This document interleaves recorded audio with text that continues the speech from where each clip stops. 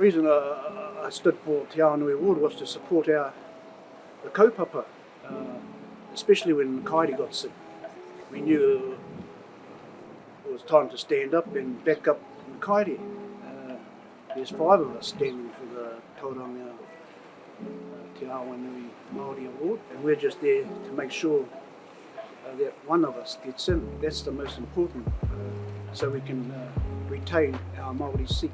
When you look at it at a strategic point of view, not only is Māori up against 9 Europeans within their council, most of those board members that run everything behind the scene are Europeans also. I believe we need more Māori sitting on those boards as well as in council, and the only way we can get in there is to get our people in this next referendum to vote Te Māori in, regardless whether it's me or the other 5.